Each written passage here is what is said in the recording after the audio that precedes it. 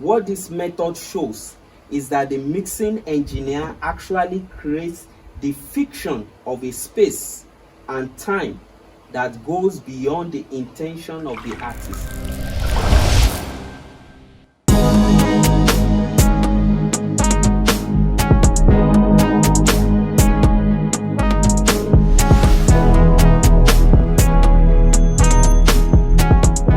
What are the three-dimensional space? The height, the length, and the breadth. The height, the length, the breadth. Three things controls these things. What and what? Volume, the volume, pitch, and the pitch, and the panning. Abi? Yes. Now we are talking about the volume. Volume helps to bring to what?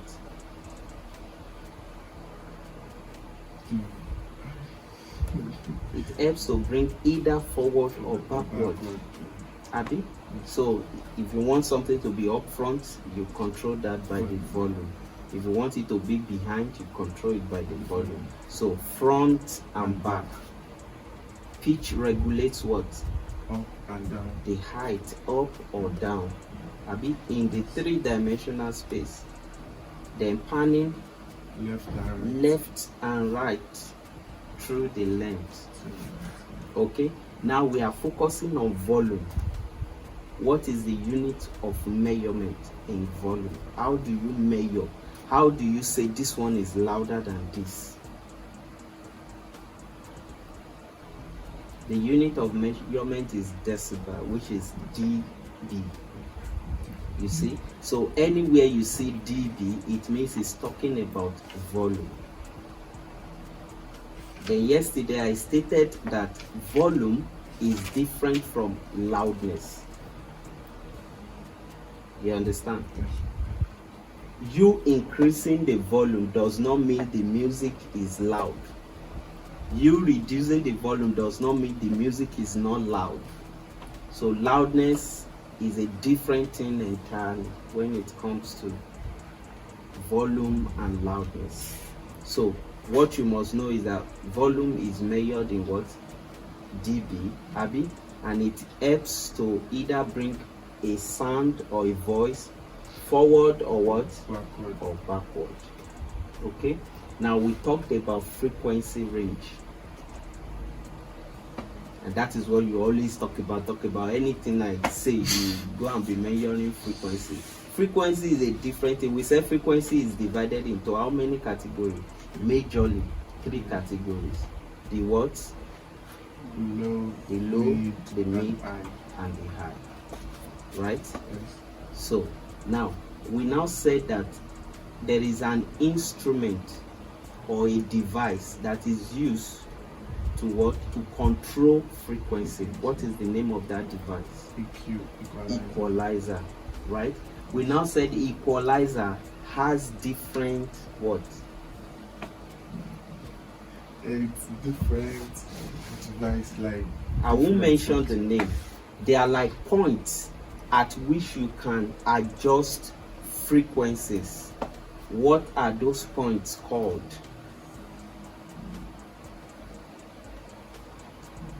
So if you have an equalizer, I will be able to ask you how many so is your equalizer?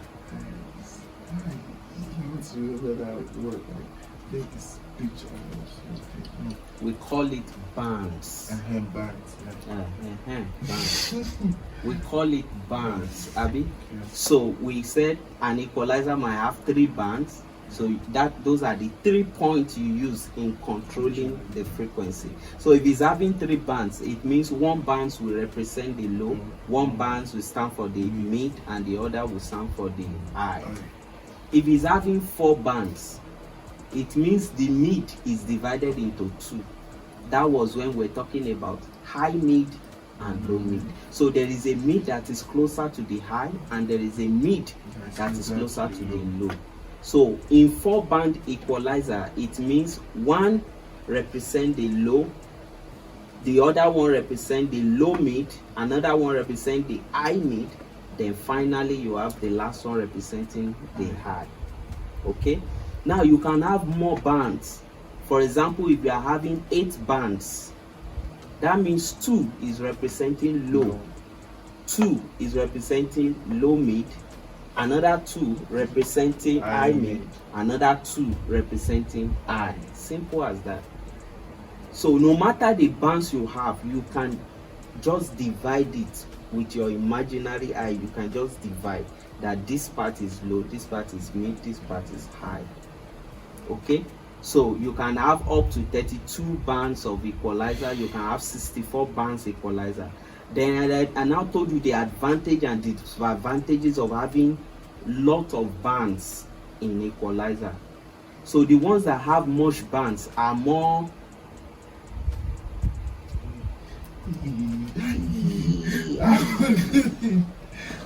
the one that has more bands are more detailed. Yeah. Yeah. This no. So the one that has more bands are more details, and I show you an example why it is more detailed. Because the one that have lesser bands, there are some frequency you cannot access. You are only accessing an aggregate frequency. For example, 3-band equalizer. I told you the frequency range of human hearing. The frequency range is from what to what?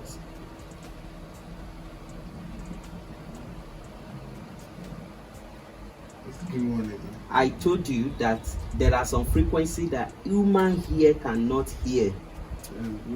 Okay. The numbers like from now to 20. From what? 1 to 20. There is no 1 there. From 20. Human hearing frequency range ranges from 20 what?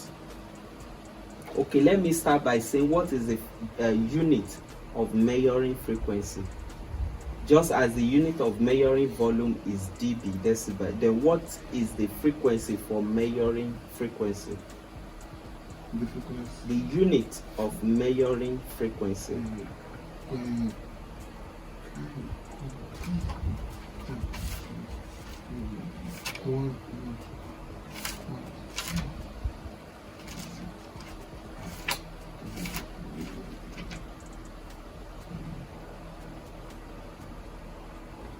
The unit of measuring frequency is either what? Hertz or what? Kilohertz. Then how many hertz make 1 kilohertz? 1,000 hertz make 1 kilohertz. Okay, so when you say 10k HZ, that is 10 kilohertz, represent what? 10 kilohertz will mean what? 10 kilohertz. 10 kilohertz will mean what? 10,000. 10,000 hertz. 20 kilohertz will mean what? 20,000. 20,000 hertz. So now human hearing ranges from what? The frequency ranges from 20 hertz to 20 kilohertz. It ranges from 20 hertz to 20 kilohertz. Any frequency below 20 hertz, you cannot hear it. Any frequency above 20 hertz, you cannot hear it.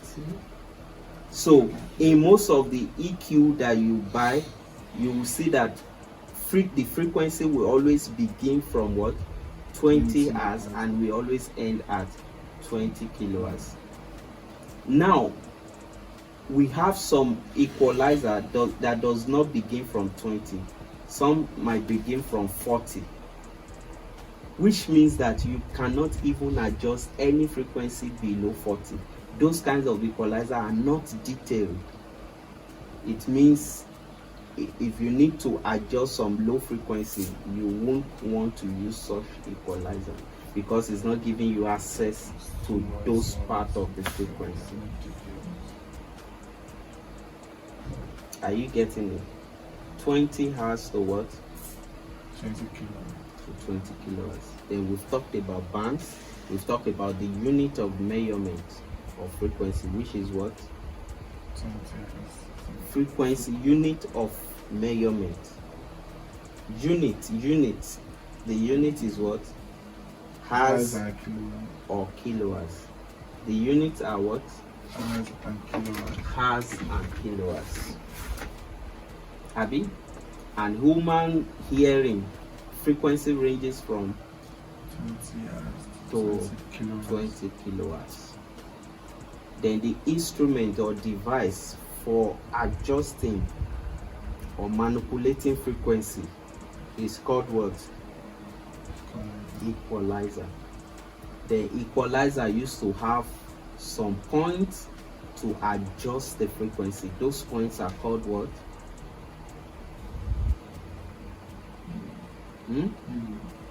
They are called bands. Yes. Those points are called bands.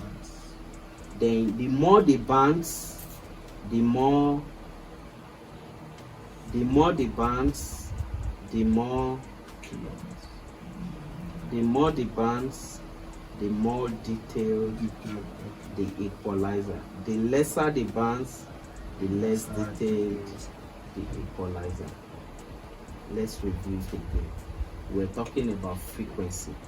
Frequency is divided into how many parts? Major parts. Three major parts. The what? Low, The mid and the high. Sometimes the mid can be divided into how many parts? Two parts. Which are what? low, mid, and high. And the high mid. Which now makes it in total 4. Which is what? The low mid, the high mid, and the high. We now say that unit of measuring frequency is what?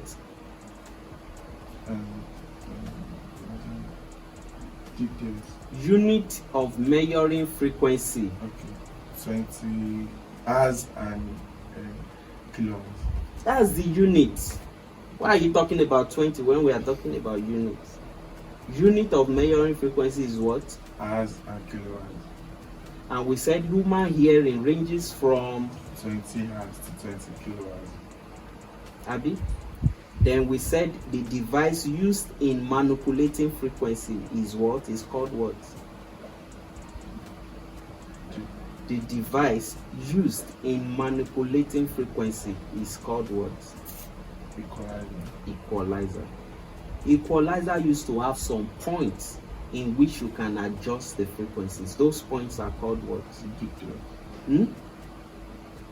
Those points are Bands. called what? Bands. Then we said the more the bands that are made available for you, the more what? The more the bands, The more details. the more detailed the equalizer. The lesser the band, the less detailed the equalizer. Are you getting the point? So if I'm to give you a 24 band equalizer, or I'm to give you a 64 band equalizer, which one will you prefer? 64. Because that will give you access to every, like, more frequency points in that music. You understand? That is frequency. Then we now move on to talk about distance. We said the distance between spheres expresses their distinctness or their overlapping.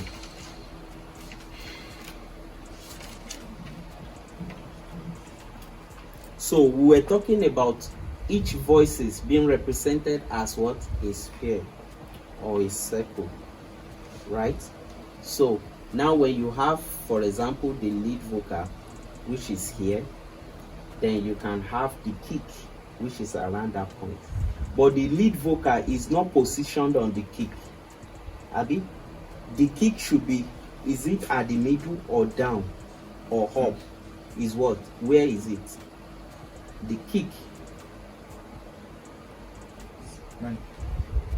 Okay, let me start by this. You know how kick used to sound. Yes. The frequency of a kick Is it low? Is it mid? Is it high?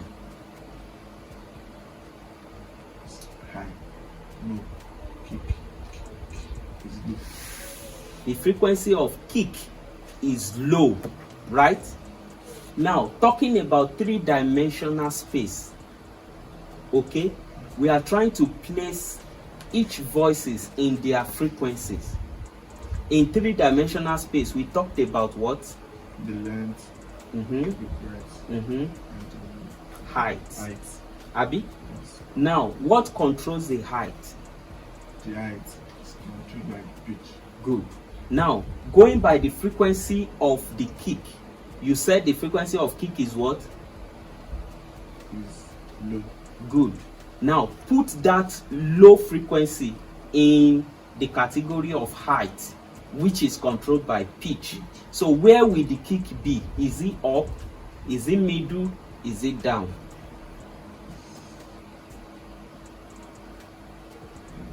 Eh? Because the pitch, the frequency is low. I told you that frequency and pitch are what? Related. The higher the pitch, what happens to frequency? The higher the pitch, the higher the frequency. Okay. The lower the pitch, The the lower the frequency. So when the frequency is going up from 20 Hz to 20 kHz, the pitch is increasing. When the frequency is coming down, the pitch is coming down. So the position of kick in our three-dimensional space, the position is what? Down, because the frequency is low. Okay?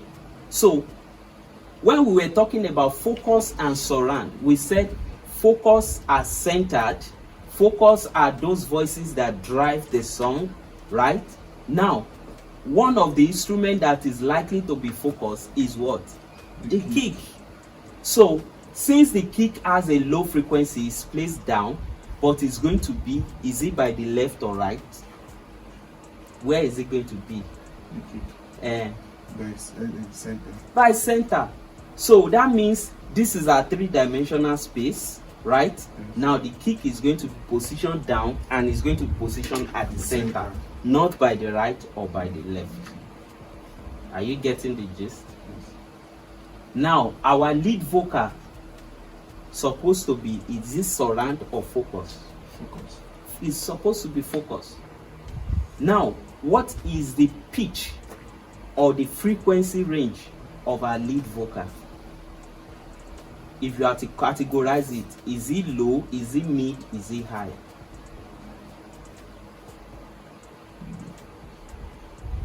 So your lead vocal is like this.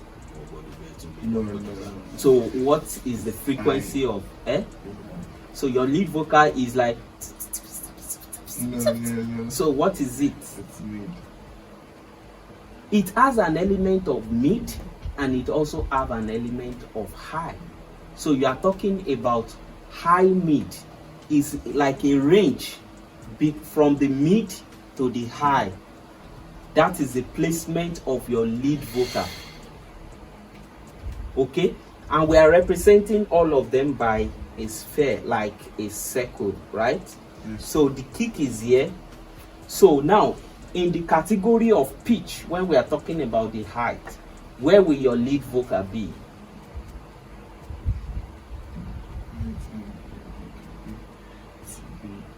Will your lead vocal be like this? No. Where will it be? Good. So it could be around the middle, upward. It can't be downward. It will be from around the middle. So the lead vocal is more focused than the kick, because the kick is centered, the lead vocal is centered, but because the kick is placed down because of its pitch, the lead vocals remain at the center upward. You understand? So the lead vocal taking the center position and not down. So if you are measuring from here, you will intersect the lead. If you are measuring from here, you will intersect the lead. So the lead is more focused and most placed up front. So the lead vocal is still up front, even though the kick is placed at the center. The lead vocal will still be up front, while every other thing will be like a supporting and a complement to the lead vocal. Are you getting the gist? Okay, so we're talking about distance now. We are talking about distance. So the kick is like this and the lead vocal is like this. So you might put some other voice, maybe the piano, the guitar, you understand? And sometimes they might what? They might intersect each other due to their positioning, due to their frequencies. Are you getting the gist? Yes. So when we go into the practical aspect, you will see what we are really talking about. But now you have the view. You know what is going on, and you can, this will open the window of your imagination in how to design your sound and make them come out in their frequencies and as clean as possible. What this method shows is that the mixing engineer actually creates the fiction of a space and time that goes beyond the intention of the artist. The artist is here singing in the studio, and you are creating a fiction.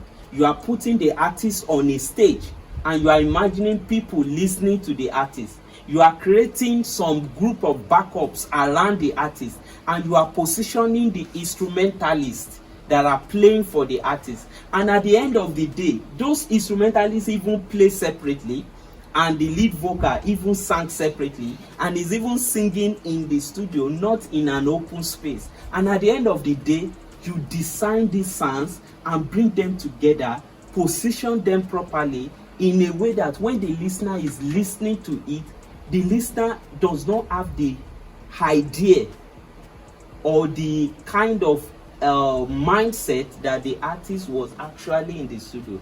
The listener will be having that illusion that, oh, this artist was on the stage. Oh, hear what the bassist is playing. Hear what the drums is playing. Oh, the drums is sitting around this side. The lead guitarist is around this side. You understand? And the lead vocal is in the front. And it will sound as if the lead vocal is in my front and I'm actually in their midst, listening to them. That is the fiction. That is the illusion. That is the imagination you are creating. So mixing and mastering is an art. Is what you create. The more you can imagine, the more fiction you can come about, the better you become in mixing and mastering art.